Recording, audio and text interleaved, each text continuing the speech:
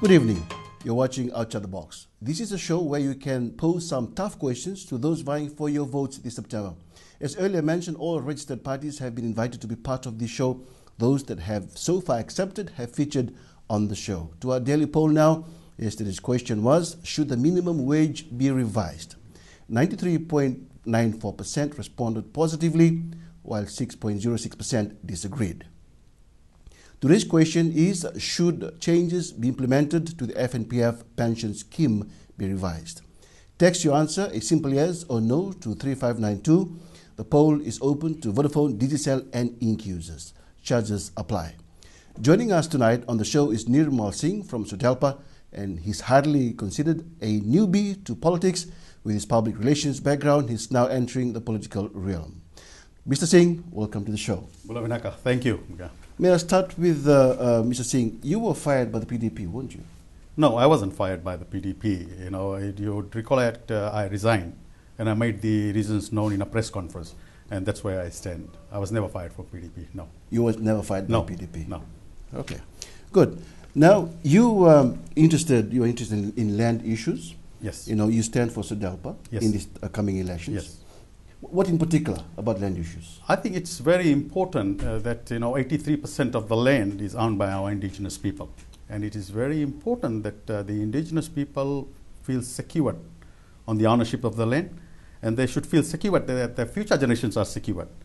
Once the indigenous people feel secure about their land, I think that there will be outflow of goodwill from them. And so are the indigenous regions secured now in the current laws? Well, they should be comfortable. They should be seen to be comfortable, and they are not comfortable. When they are raising issues about the land, either there is a failure on the part of the government or whichever body is responsible for it, not giving them the confidence. And as long as the landowners don't have the confidence in the law that protects the land, that raises serious key issues. What's the SODELPA's remedy of this? I think the remedy of this is to make sure there is no ambiguity in law when it comes to the ownership of the land. And as far as a leaseholder is concerned, there should be no ambiguity in law when it comes to the leasing of the land. Is there ambiguity in law on land? Well, that's what people are saying, That's what I'm saying. And what is your party saying? My party is saying that, especially the land bank and how the land is managed. And these are some educated people, They are not very confident on the laws that is protecting the land. And I think we must not sweep these issues under the carpet. We must address these issues, bite the bullet, and sort of sort these issues out once and for all so that our future generations don't have to deal with this. Bite the bullet, what do you mean? I mean, there are some sensitive issues. In 87, we have swept issues of land, Golingoli and all these things under the carpet. We have done the same in 2000. We have done the same in 2006, and we are doing same now. And I think we are doing injustice to the future generations by leaving sweeping this thing under the carpet and not tackling it so that we can sort these things once and for all. Our landowners feel secure. They are confident of their land, ownership of their land. And, our future generations don't have to deal with this. We just can't keep sweeping this under the carpet and expect, these things will come again and again. And there will be no stability in the country if we don't sweep this thing, if we don't handle these things. In other words, you're saying this is a very important election for the country. Yes. People should think about that. Yes. Seriously, we should just solve these issues on our sensitive issues once and for all. Okay. Now you grew up. You come from a background, a sugarcane farming background, and I'm proud of it. You're proud of it, yes. Still today. Yeah, okay. I will go back to that place anytime. All right. Okay. Now about sugar. Yes. Now the current government, if you look at the track record, they've been trying to revamp the sugar industry, and they've done that. Would you dispute that? What do you mean they have done that? The sugar production has gone by half, so I don't agree with that, The sugar production has gone in half since 2006. The farmers are losing confidence in the sugar industry. You must realize, Mika, compared to tourism, every dollar from sugar remains in the country, and then plus it creates, it supports the grassroots people. It sort of provides employment directly, indirectly to so many people, so we can't just ignore sugar industry. But there are issues we need to focus on to rectify these issues and so that this industry is stable. And as I said, one of the issues is the land. The SODELPA is offering 50-year land leases, right? And recently the government said, we have renewed 4,600 leases. Nobody is going back. Why? Because nobody is being provided the support to go back to the farm. What SODELPA is basically going to do is give 50 year lease, plus those who want to move back to the farm we'll build a house for them, take care of the children, schooling of their children, take care of the needs, and for 2 years, we'll be paying the lease, land lease for them. Golden Bill. Yes. Your party is wanting to reintroduce this. Yes. Now, yes. It was a controversial issue in 2006. Yes. It caused a lot of Yes. political havoc, Yes. and see what happened. Yes. And the thing, What's again, your view on that? Well, again, coming to the same issue, sweeping under the carpet. If we don't handle this now, if we don't tackle this now, we are leaving our future generations. What is happening today, it will happen with our future generations. So we need to tackle this head on. Golingoli Bill, let me come back to that. There has always been Golingoli. Nobody can say there was never a Golingoli. Golingoli has been there since independence. You ask any fisherman, if he wants to go fish for commercial purpose, if he wants to go do fishing, he has to approach the Golingoli owner for a letter. Unless you get the letter, the fisheries department doesn't give him the letter. And to get that letter, you have to pay the goodwill to the Golingoli owner. Only then the fisheries department gives you the license, and for that you have to pay some goodwill money to the Golingoli owner. The issue here is, we are saying that let's resolve this issue. Right. Now, this Andy from Levuka is on the line. Sure. Andy Mbulabinaka, go ahead, ask your questions to our guest. Mbulabinaka Andy. Andy, you still there? I just want to ask one question to our guest there. What is the contribution regarding to health? Like, for example, when we go from during the maternity, like all of us are full. I just want to know what contribution will they do.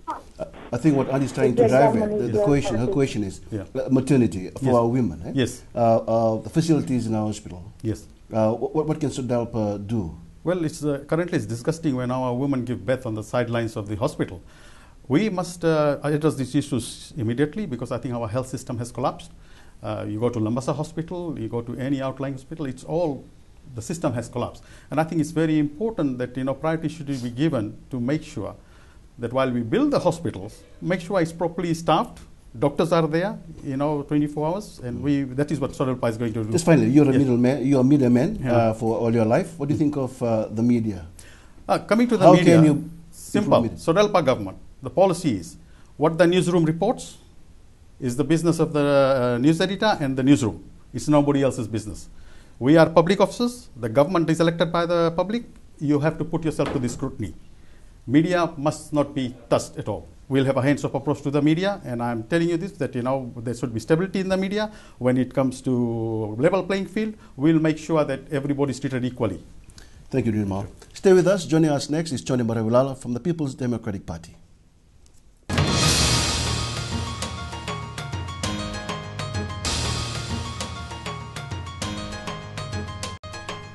Welcome back. Join the discussion live tonight by texting in your questions, to 3599 or call our studio line 330-100. And remember, you can have your say in our daily poll. The question is still, should changes implemented to the FNPF pension scheme be reversed? Simply text yes or no to 3592 to all Vodafone, Digicel and Ink users. We are now joined by Jone Baravilala from the People's Democratic Party. Welcome to Outside the Box. Now, why take up, a career in politics? Why have you decided to take up a career in politics? Thank you, Mika. Just simply because of what I've been challenged with, faced with youth development, serving my Yasana, the Mba province, the largest province in this country, which have the largest population, and facing with a lot of challenges that my province has come through for the past few years. What are the challenges youths are facing today, particularly in your province? They have been faced with a lot of unemployment, and a lot of young people cannot see, they look up to someone who is a good leader. Mm-hmm. Mm-hmm. So you're saying it's the issue of unemployment, and they've been looking for work and they haven't found it, huh? Yes, yes. And you've been campaigning in the previous weeks, And what are some of the issues that you've managed to find out from the communities that you visited? There were a lot of issues that came up with the villages that we visited, the settlements that we came across, from the coastline right up to the interior of Ba Province and the Western Division.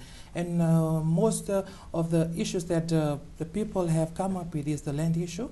They wanted to know the land use decree is all about, because most of them what are the questions about? What are the questions about the land? Is our land are still secure under this constitution, 2013 constitution?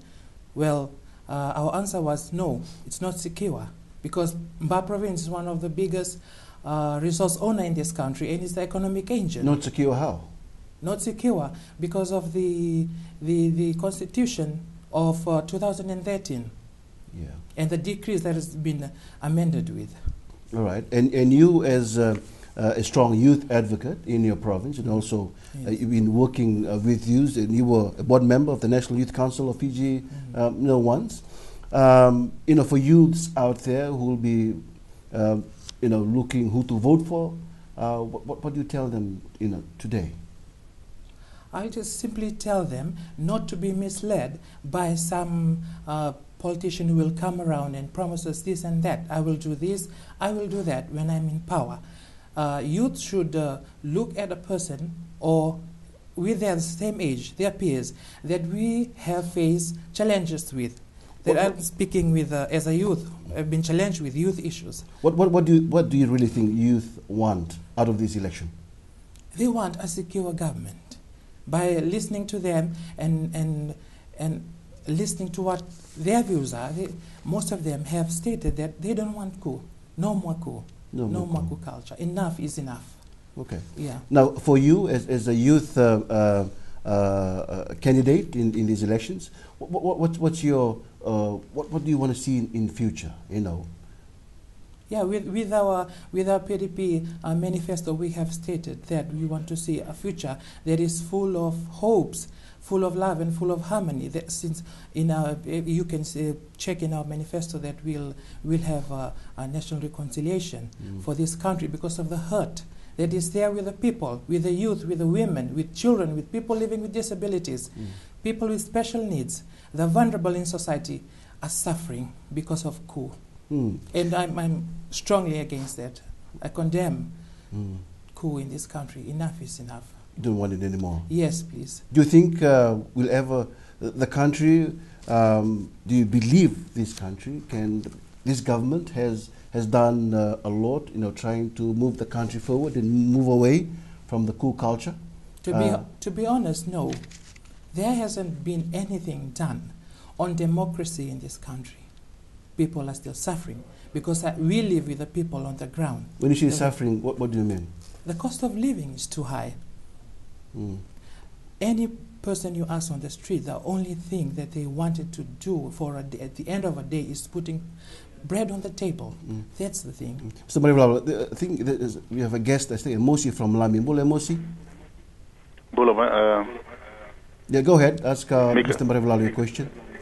It's not a question, but it's a suggestion. All parties seems to be missing the revenue and expenditure. That's where all the manifesto will be pointing to.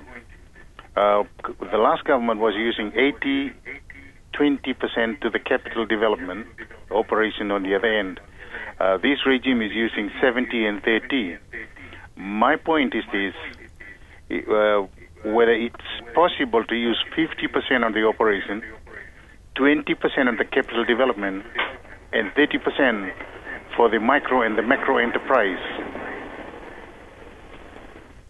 Okay. Well, thank you, Mr. Kola from Lami. On the economy, would you like to make some contributions to that? What do you think as a youth advocate? Yes, we would like a lot of income-generating projects be done. We would like to see that the future government will provide incentives that it's already there in our manifesto. Incentive for small business operators to help them to upgrade their businesses, to So don't you believe those initiatives are already in place as we speak? As we speak, no, there is lack. There is not much opportunities for poor people to to establish their smaller businesses. But they do have, but there should be a avenue for more opportunities that we can upgrade on smaller businesses and income generating projects. Okay. Finally, what do you think of the National Employment Center? The National Employment Center, I think, is a failure.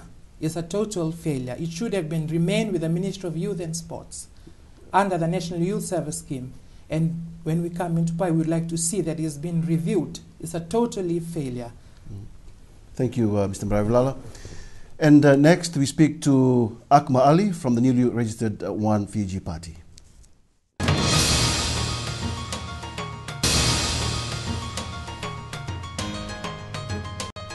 Welcome back. Remember, you can join the discussion live by texting in your questions to 35599 or call our studio line 3302-100. Now we welcome a new candidate that has joined the One Fiji Party. Akmal Ali is keen to make a difference come September. Let's find out what what he stands for. Mr. Akmal Ali, what do you stand for?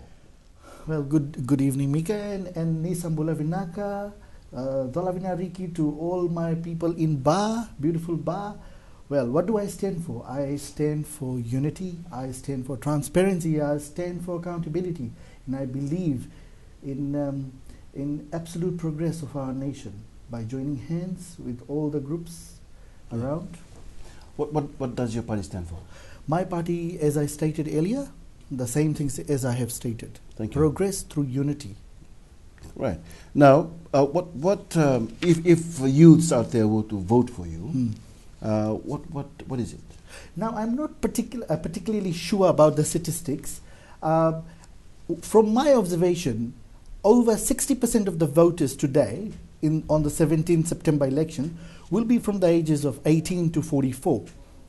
And all the time we have seen that we have always voted for people who have perhaps crossed the age that defines youth or have retired, and now they are asking for our vote. It is high time that the youth of this nation who are there wake up and vote for the people who you think can represent you better. What do you think, Mr. Akmal, are the issues that are affecting the country today? The issues that are affecting our country today are land, the major issue, land. You know, there is no understanding between communities on what each group of the people want, what the suppliers, which is the Itauke people to whom the land belongs to. What is the value, the importance of the land to the Itauke, to the Vanua? And what is the importance to the people who want to utilize it? For example, majority of them from my ethnic group. You're from Ba, right? Yes, I am from Ba. People, Fijians of Indian origin. What is the importance? Now, if we can get that understanding first amongst the two group of people, we can create a cycle. But so far, politicians have used the land issue as an issue to divide the people and to rule. And what is your message to youths out there today on that issue? Well, we need to first unite amongst ourselves. First, we need to be able to understand each other. First, we need to actually go on the ground, and we need to be able to acknowledge that as much as we love and respect and treasure our culture, and no matter how much we think our cultures are rich and unique in a way, so is the culture of our other people in Fiji. And once we are able to get that understanding, we are able to tackle the biggest issue. Akmal, cost of living? Cost of living, I must say cost of living is too high. I mean, I remember when I was a little kid, my mom sent me to the shop with a $2 note, and I would fill 4 liters of kerosene, and I'd have 40 cents or 50 cents of change, and I'd spend it on my snacks. Now today you send somebody with $2, I don't know if they can get half bottle of the 4-liter bottle. It's high, it's very high, but and we can address that. Now Samuel is on the line. Mulai Samuel. Yeah, Nimbul. Go ahead.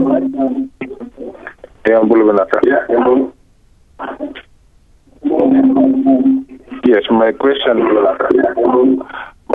is if all parties are asking Fijians, indigenous Fijians, to give their land and the Ngolingoli for the survival of this nation, what are the parties, all parties, asking the other major races to give? The question is, other parties are asking, indigenous owners about the Golongolian land issues. So the question is, what are other parties asking the other races? Right? For example, here, your party, what is it? Well, I cannot talk about other parties. I do not represent your them. party? I represent my party, right. and I represent One Fiji. This is what I will tell you. We need to be able to acknowledge the fact that the land, the Vanua, that is a very important and integral part of the Itaukei culture. And without the land, an indigenous Fijian is not a Fijian. A land is what identifies a Itaukei. Once we get that from other races, and it does exist. It exists in Ba. Mr. Akmal, what's your understanding of the real past of Fiji? Real past of the Fiji, our politicians just made up of the issues, used racial lines, used religious lines, divided our people, ruled. And our people actually at that time who believed our leaders wholeheartedly and blindly, followed them, and were divided. And what's your vision for the real Fiji? Real Fiji, a knowledge-based voter groups. People who vote and actually do not blindly make decisions, but actually on true information. And that brings me to our media, who are today unable to portray the real picture of what's actually happening in Fiji. You can't always talk about the good things that's been happening. I mean, real media is the watchdog, and today our media is censored. So if we really want to do this, I encourage the rightful people to let the media go uncensored. But do you agree, it's necessary to put in place certain mechanisms of government, certain rules and regulations, to guide the media? Do you think, to make it responsible? Do you accept that? I believe we can have policies to talk about integrity, to talk about non-biasness, but not to control, not to tell them this is what you can do. You think that's happening? No, it's not happening. And if that happens, I'm sure a lot of people, a lot of views, a lot of voters will vote for the right party. And that's One Fiji. Do you think people will vote for you in these elections? Yes, people will vote for me. Because those who know, when I served as a leader, I worked as a team. And when I spoke, I delivered on my promise. I'm a man, I walk the talk. Thank you, Mr. Akmal. And that's a wrap for this week. Next week we'll bring you the results of tonight's poll. Remember, you can still text in your answers. The question line will be open until Monday at 6 p.m. Again, the question is, should the changes implemented to the FNPF pension scheme be reversed? Text in your answer yes or no to 3592. Join me again next week as we continue to bring you the faces that could very well determine this country's future. Have a great weekend. Until next week, good night.